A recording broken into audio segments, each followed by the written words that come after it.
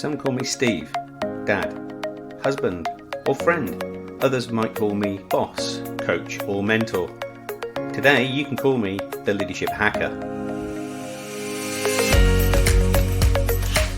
Thanks for listening in, I really appreciate it. My job as the Leadership Hacker is to hack into the minds, experiences, habits and learning of great leaders, C-suite executives, authors and development experts so that I can assist you developing your understanding and awareness of leadership. I'm Steve Rush and I'm your host today. I'm the author of Leadership Cake, I'm a transformation consultant and leadership coach and can't wait to start sharing all things leadership with you. Shawn Johal is a special guest on today's show. He's an entrepreneur, business growth coach, author and leadership speaker on a mission to help you find the keys to a happy and successful life. But before we get a chance to speak with Shawn, it's a Leadership Hacker News.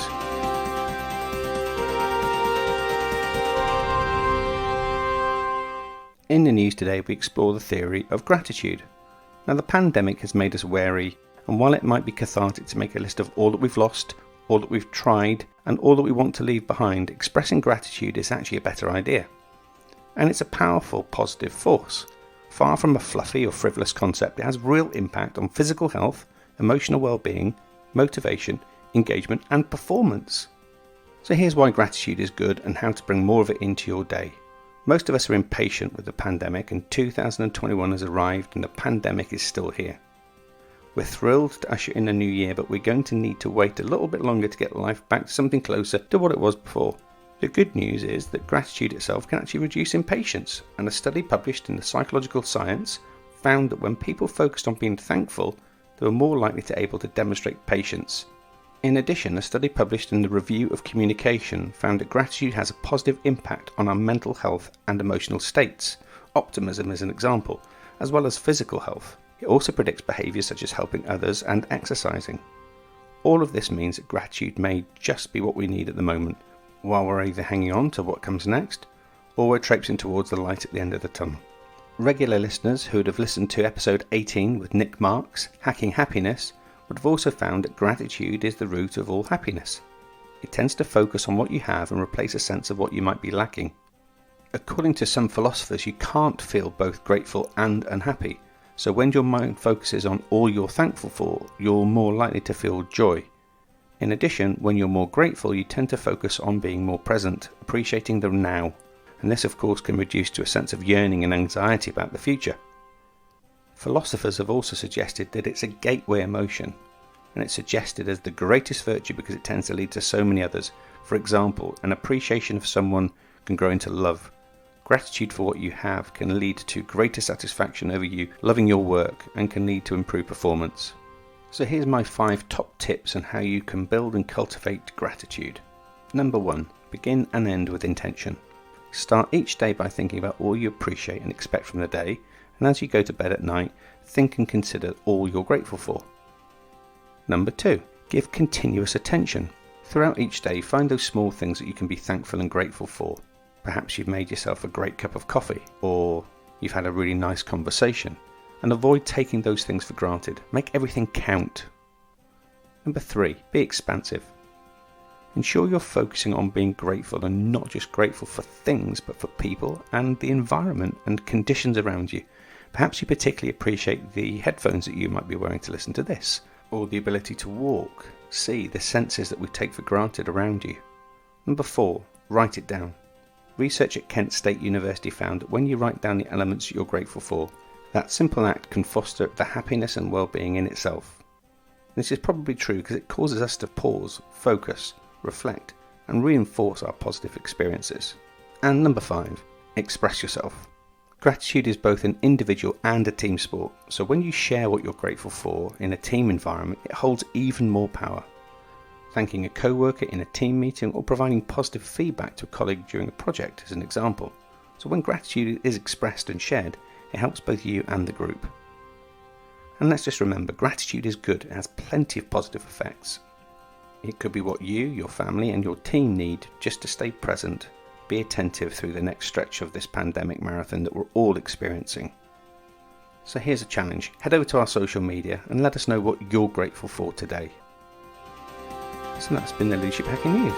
If you have any insights, stories or information, please get in touch. Our special guest on today's show is Shawn Johal. Shawn's an entrepreneur, a business growth coach, a leadership speaker, and author of the Happy Leader Guide. Shawn, welcome to the Leadership Hacker podcast. Thank you so much, Steve. Very excited to be here today.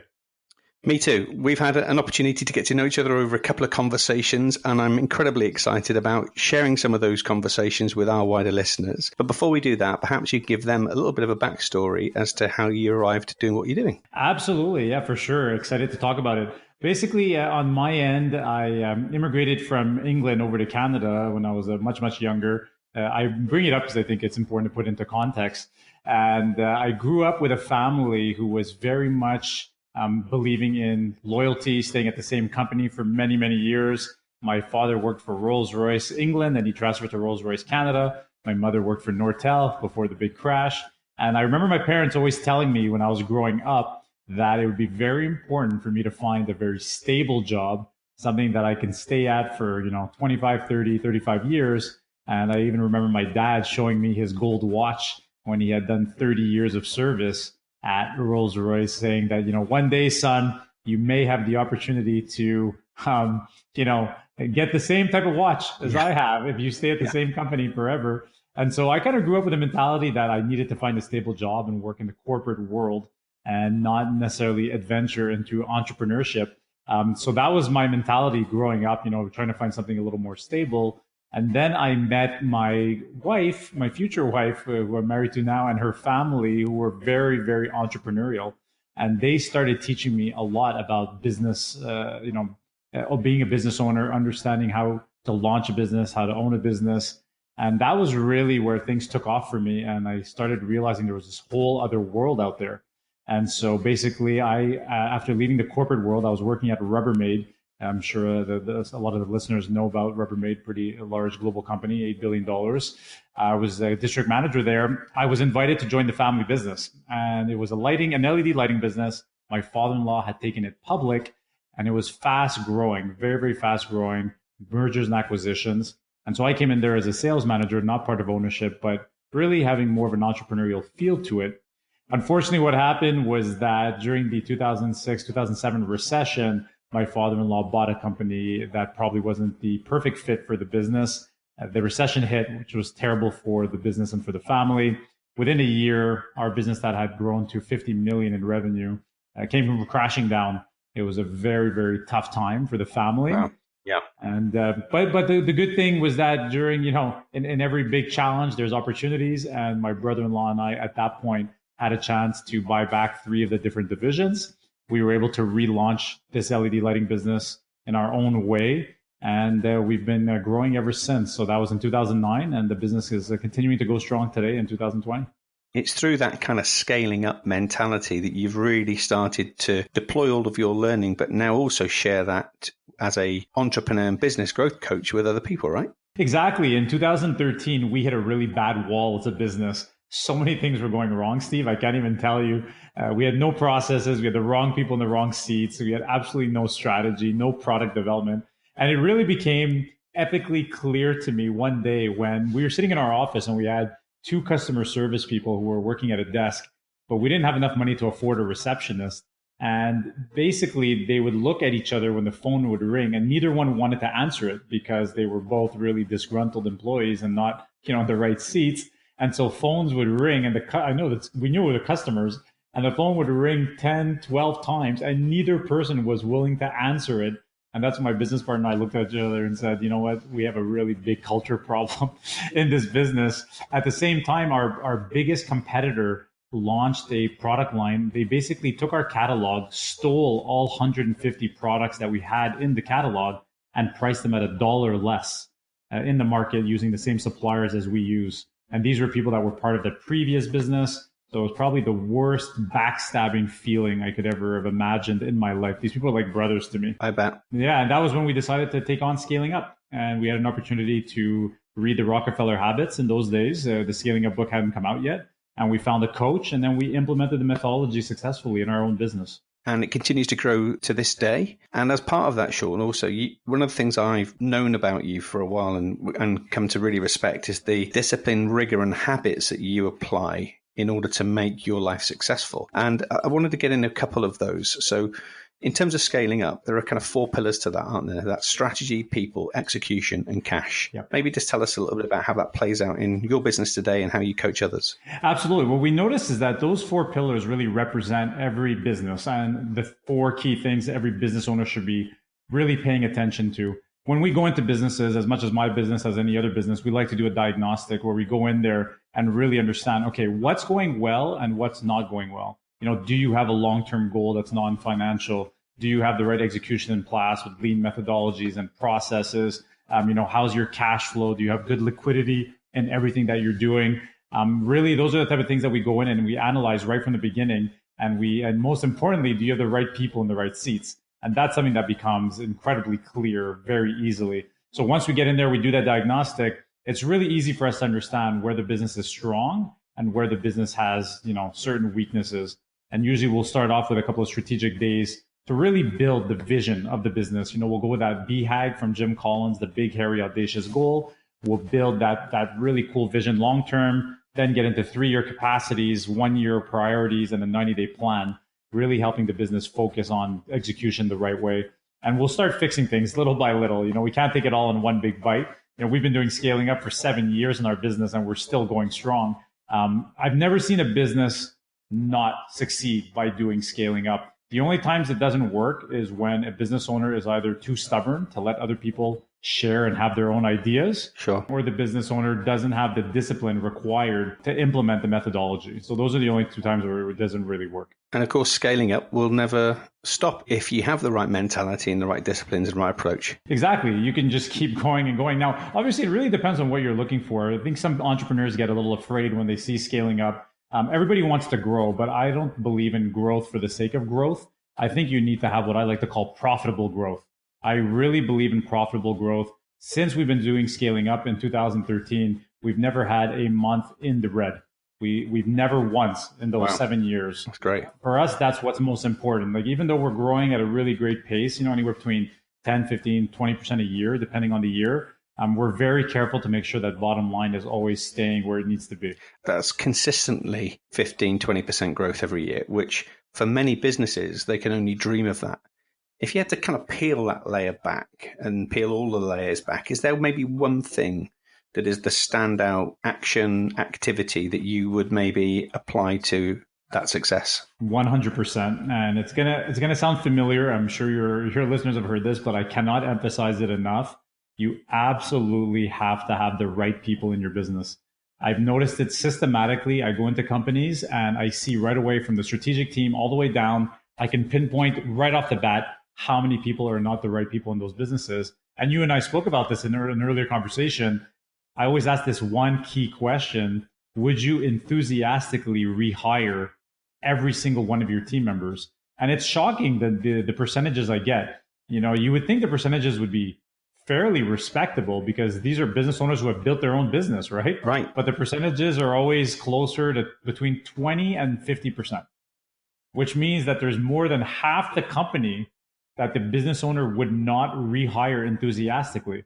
So that means you have about 50% of the people that are not the right people in your business. It's just kind of shocking when you think about it, right? Stark, isn't it? Really stark. Yeah. So that to me would be the number one thing.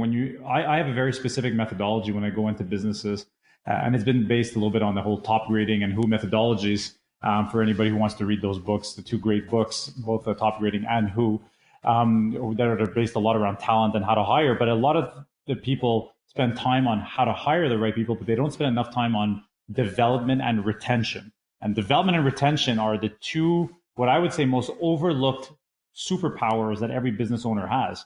Are you developing your people internally? And what are you doing to appreciate them, show them recognition, make sure they feel really, really welcomed and recognized every single day of the week? And what are we doing to make sure that they 10x their development and leadership and get to the next level? Because if your team is not taking that next step, your business never will. That's for sure. It's one of those things that sounds pretty obvious when you say it out loud, But still, many businesses, and in fact, many of the clients that I speak to, still fall into the trap of not developing their team and retaining and growing their talent. What do you put that down to? Business owners, there's cash issues with liquidity. There's so many different things that could happen in a business that are problematic. And I think that what happens is we end up taking our people for granted because our people are coming in, our amazing employees, our team members are showing up every single day, and we just assume that they're happy. When I go into businesses, I always ask the business owners, are your people happy? Do they feel recognized and appreciated? I always get the same answer. Yep, I'm pretty sure they're good. We do a few little things here and there, and I'm sure they understand what we're trying to accomplish, and I'm sure they're happy. When I ask the employees and the team members the same question, I get a very different answer. Majoritarily, they tell me, well, no, I don't know what the vision is of the business. No one's really communicating that to me. I'm not sure what we're trying to accomplish. I'm not sure exactly where we're going. So I get very, very different answers from the employees than I get from the business owners. And so that's why it's so important for every business owner to understand who are my A players and how am I going to recognize them systematically. Yeah, definitely so. Now, you've taken your learnings and you've pulled that together and you've written The Happy Leader. Tell us a little bit about what The Happy Leader is. Absolutely. Thanks for asking, Steve.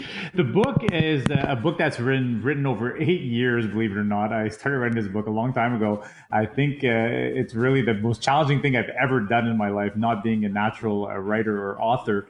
I really put a lot of time and heart and soul into this book. I wanted to write something that was written in a fable format, because I feel like some of the amazing authors out there like Patrick Lencioni and Robin Sharma, some really, really great leadership speakers and authors. I was always very much impressed with the way they wrote their books.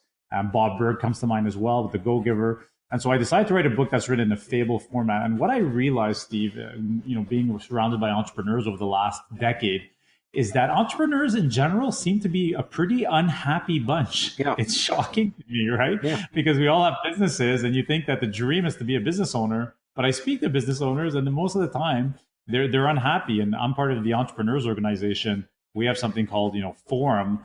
Forum is a time where we get together between 8 and 10 entrepreneurs every month and we share business ideas, opportunities, challenges. And we always start with a thing called the one word open. And that one word open is always the one word of where you are today, just in your mind. And the words that we hear are stressed, stretched too thin, overwhelmed, can't keep up, unbalanced.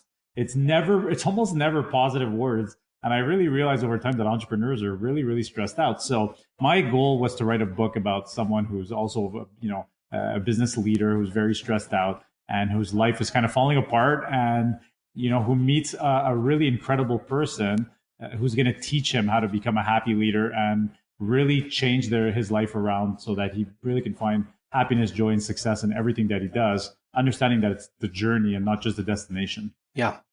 And you've created 12 steps to help people on that journey. And within those 12 steps or surrounding those 12 steps, you have 4 laws. Maybe we can spend a little bit of time around each of those 4 laws. Absolutely. I always believe that the first thing that we need to do as human beings is take care of ourselves first. A great friend and colleague, Kevin Lawrence, calls it putting your oxygen mask first, which is a great book that I would recommend everybody to read as well. Are we taking care of ourselves before we take care of others? Because if you're not at the right place in your mind, in your heart, and your soul, it's going to be very, very challenging to have the type of success and be able to lead others as well. And so the first law of happiness is what I call the law of self-awareness. And what that means is you have to be self-aware of where you're at yourself in your life.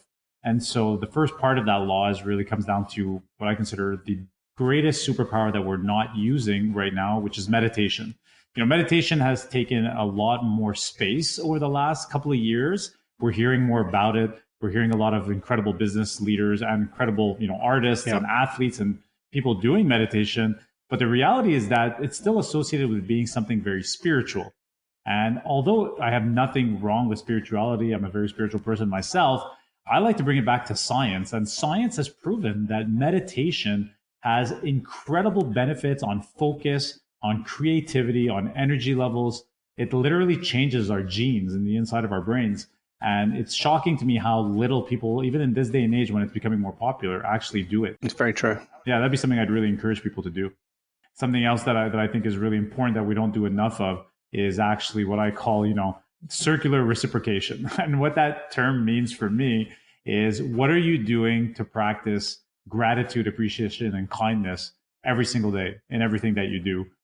Again, scientifically, they've done lots of studies, and both writing down the things that make you happy and that you appreciate in your life immediately release the right type of chemicals in our bodies to bring that next level of happiness. And so, doing things like that, meditation, gratitude, appreciation, are really part of the first law, which is the law of self-awareness. Got it. What's law number 2? So law number 2, now you've really taken time to be more aware and you're taking care of yourself. Law number 2 is the law of self-improvement. So now you're aware, you know where you're at, you know where kind of the foundation of your mind, body, and soul. And now you need to take things to the next level. And so the law of self-improvement for me has a lot to do with barrier breaking, which is for me meaning to commit to a stretch goal in your life, something that's way beyond what you've ever accomplished. This could be anything. It could be, it doesn't have to be necessarily a physical goal. It could be, some type of goal where you want to maybe write a book, or you want to run a marathon, but you want to do something that stretches you beyond the obvious. And the reason that's important is that it's only when we push ourselves to that next level that we really get to see our true potential. And I think there's a lot of people that are not meeting their true potential, and there's a tremendous amount of self-limiting beliefs out there that we seem to put on ourselves. Everybody does it, the whole imposter syndrome, and that, it's not, I can't do that, that person can do it. It's just not true. The reality is that human beings are an incredible race, and we have so much energy and so much potential. And, we shouldn't be limiting ourselves. And so by putting a stretch goal of some type that really forces us to go further than we believe possible, when you achieve that goal, what happens is you open up a new world of possibilities, right? Where now you start thinking, well, if I could do this, I could do a whole lot of other things, right? Right. So so that really comes down to the law of self-improvement. Within that law, I also have what I like to call habit hacking. So habit hacking is really, that's an important concept that you and I have spoken quite a bit about together in the past. Sure, that's, yeah. Yeah. Whereas you're going in there and you're completely revamping all of your habits, from morning routines to evening routines, to almost all the way to the way you eat, to the way you sleep, to the people you speak with, really changing pretty much the dynamic of your everyday routine. And some of it is about unlearning what you've already learned that's not serving you well, and relearning and creating new hacks and habits to create the right foundations, right? Absolutely, Steve. It's so important.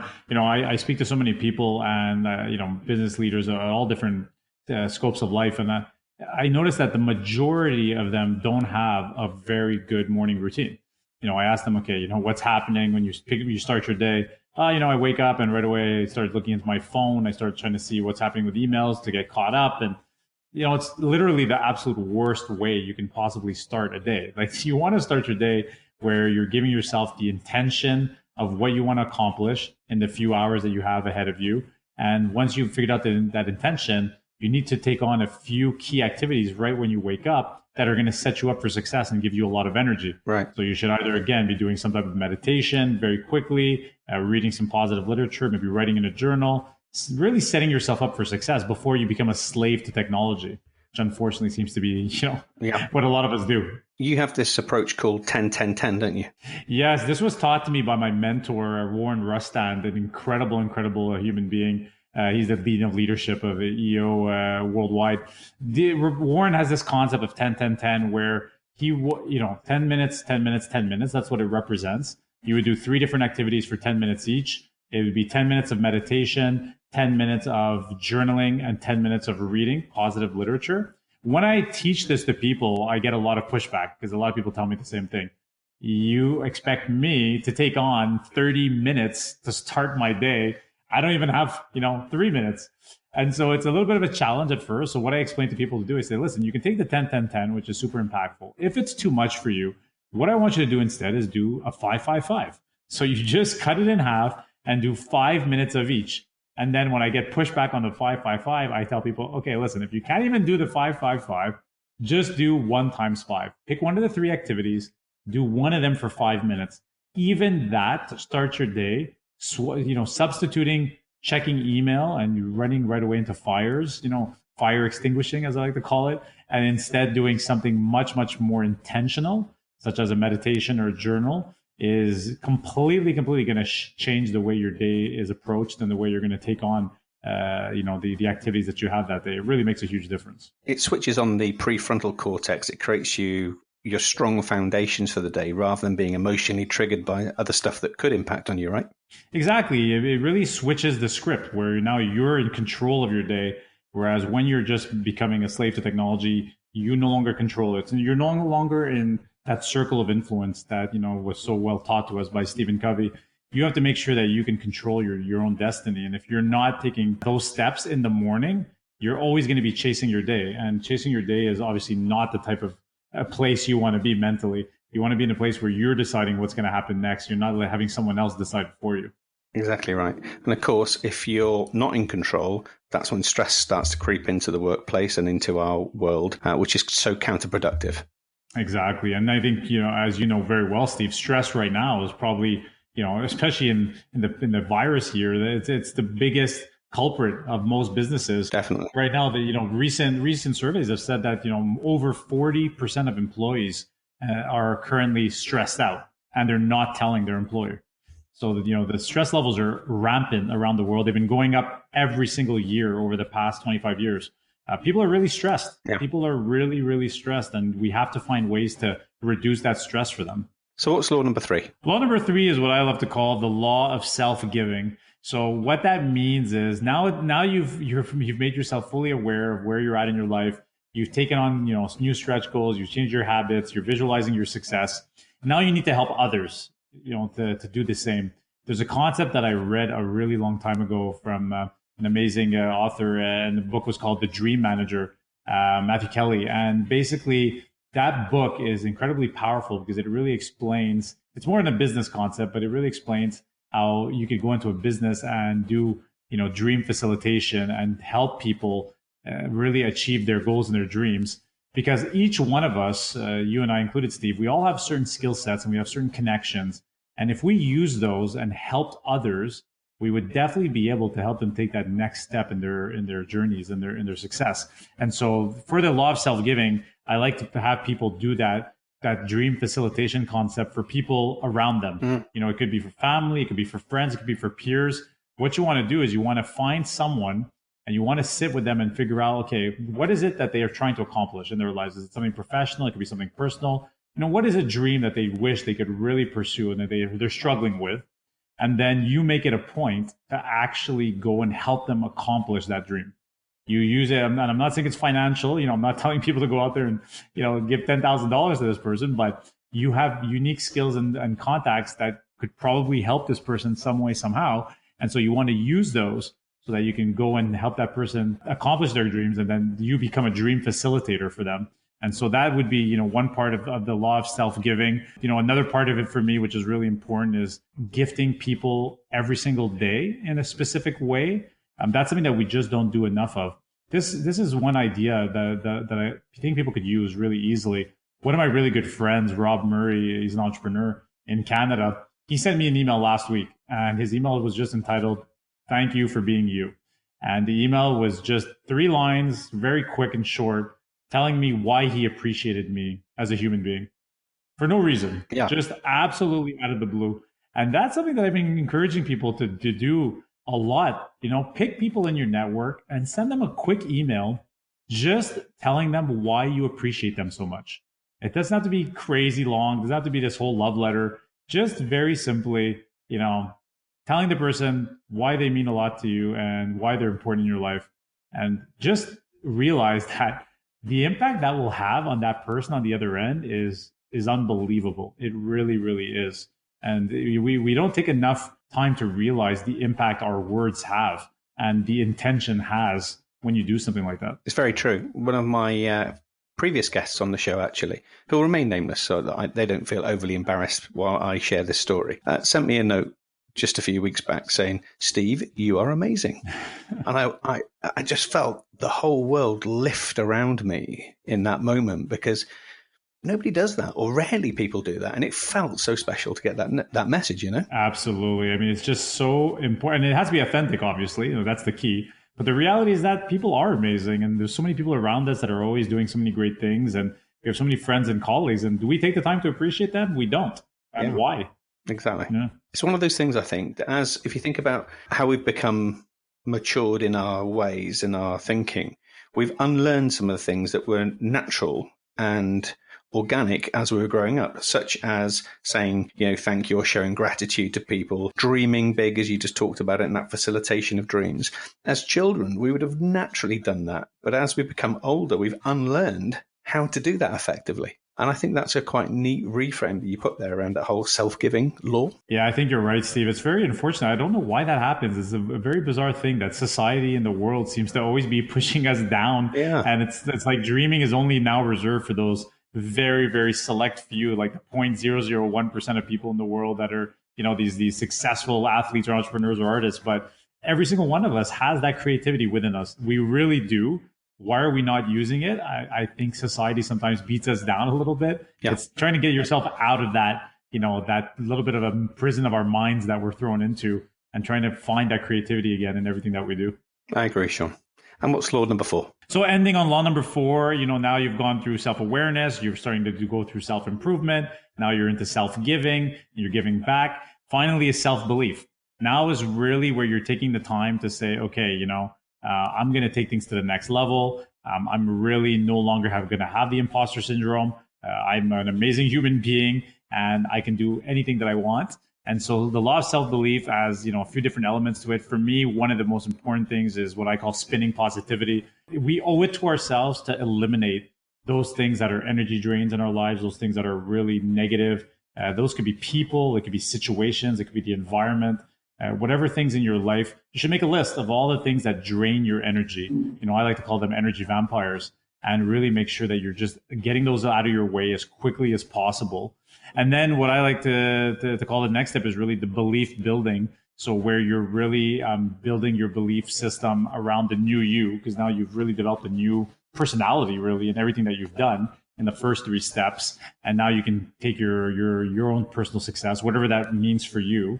It doesn't mean financial. It means whatever you think, however you define success for yourself, and you can take that to the next level. And then that final step of that last law is really what I like to call just go big, which again comes back to the point that we talked about earlier about creativity a few minutes ago. It's just, why are we thinking so small? Like, I just don't understand it. We have so much potential as, any one of us. This is for all of us, and again, it's relative to your own life and to what you're trying to do. But I really encourage people now to really think as big and as bold as possible. It's funny, yesterday, Steve, I was working with my digital marketing coordinator. We were rebuilding our vision and our business on a few different levels. And we were just looking at the why our company exists. And we kind of changed it yesterday. And we really put it as empowering business leaders to create and to accomplish their most audacious goals.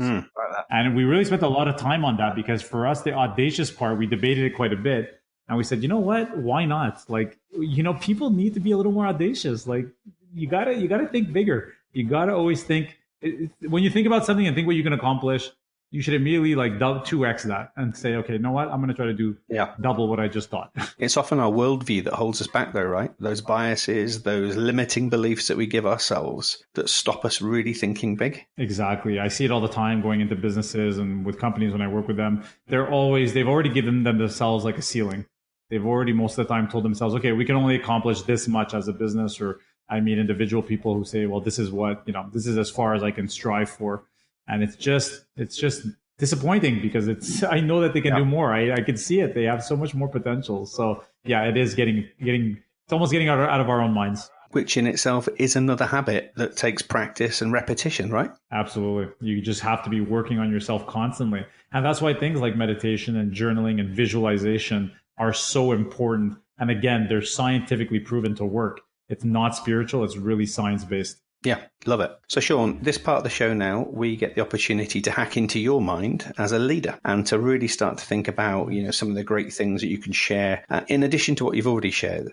So the first place I'd like to go with you is to find out what you think your top 3 leadership hacks might be. I would say to you, the first one is the community.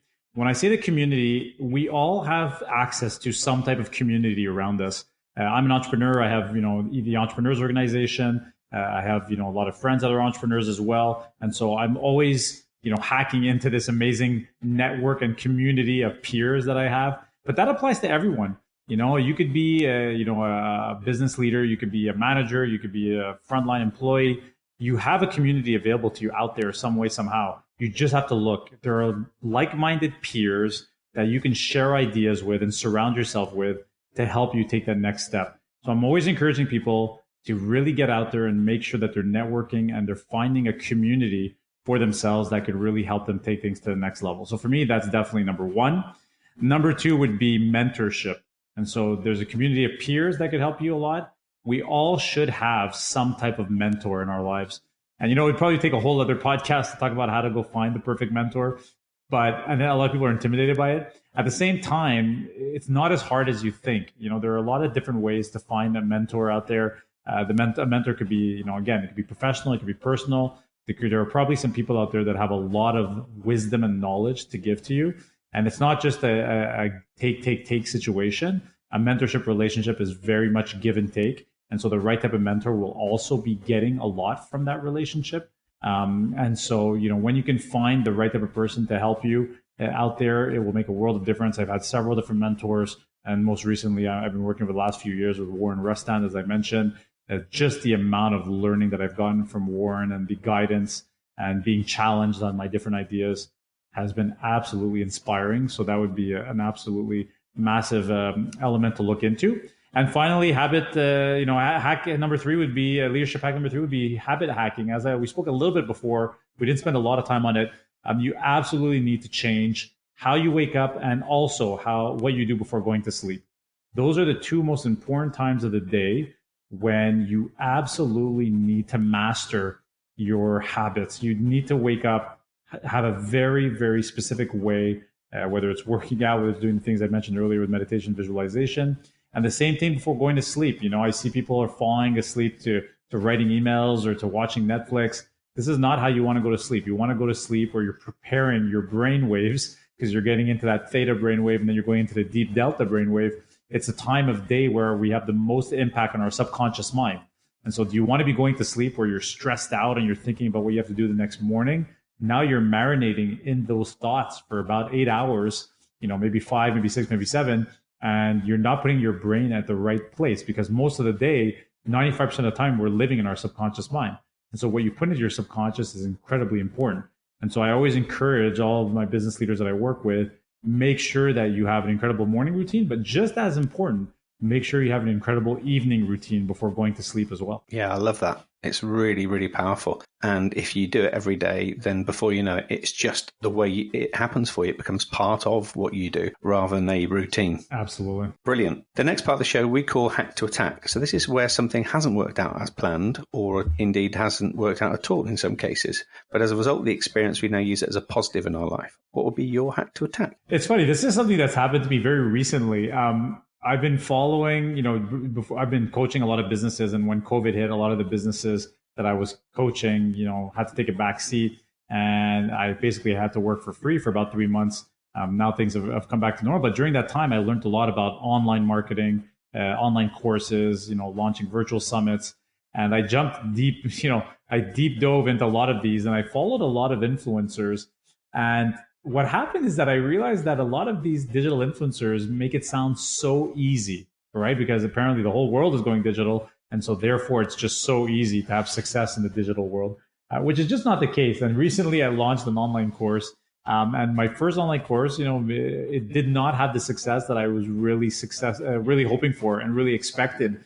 And it really hit me hard because, to kind of live through that failure and to have to deal with it was tough for me. It's not something that I'm used to. I encourage my kids to fail all day, but when it happens to you, it's actually really hard to deal with. And so, I looked at it, and what I realized is that I had completely built it the wrong way. I'd also launched it the wrong way, and it's giving me a tremendous amount of learning. I'm going to continue pursuing that route and launching online courses over the next year for sure. And I now have the tools necessary to do it the right way. So I think I needed that first failure to know how to do it properly in the future. And it's how you frame it. That's the most important thing, right? So have this principle that there's only a win and learn. There is no fail. And it's that framing of the experience that's going to make you successful in the future.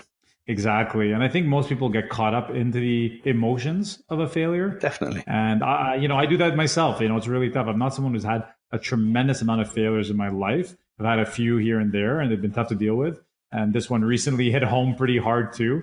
And it's tough. There is an emotional aspect to it, and you have to be able to get over that emotional aspect as quickly as possible. So the last part of the show, we get to give you a chance to do some time travel, bump into Shawn at 21 and give him some advice or some words of wisdom. What's it going to be? There'd be so many, Steve, so many. But I'll pick one, which is I would have said master the arts of meditation and visualization at an earlier age. For some reason, it seems to come later in life where we start having more introspection. I think those are incredible tools that allow us to have so much better control of our emotions and of our own vision. And by doing both meditation and visualization, for me, it's been in the last few years only where I've started doing it. It's changed my life completely. And I'm trying to teach my kids now how to do it at a very early age, because to me, those are two superpowers that are free and that we're just not utilizing much. No, 100%. Great advice. Great advice. So if folk want to get in touch with you and learn a little bit more about the work that you do with Elevation and indeed how to get hold of some of your insights, where's the best place for us to send them? I say two places where I spend a lot of time. Obviously, my website, which is shawnjohal.com. So ShawnJohal.com.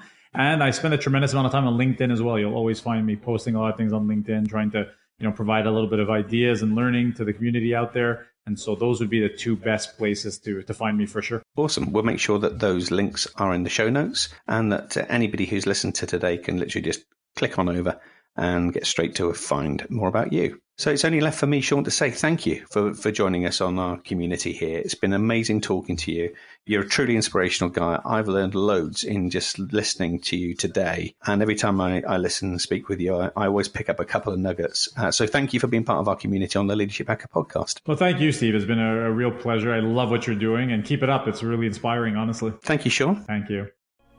I genuinely want to say a heartfelt thanks for taking time out of your day to listen in to. We do this in the service of helping others and spreading the word of leadership. Without you listening in, there would be no show. So please subscribe now if you haven't done so already. Share this podcast with your communities and network and help us develop a community and a tribe of leadership hackers. And finally, if you'd like me to work with your senior team, your leadership community, keynote an event, or you would like to sponsor an episode, please connect with us via our social media. And you can do that by following and liking our pages on Twitter and Facebook. Our handle there is @LeadershipHacker. Instagram, you can find us there at @the_leadership_hacker. And at YouTube, we're just Leadership Hacker.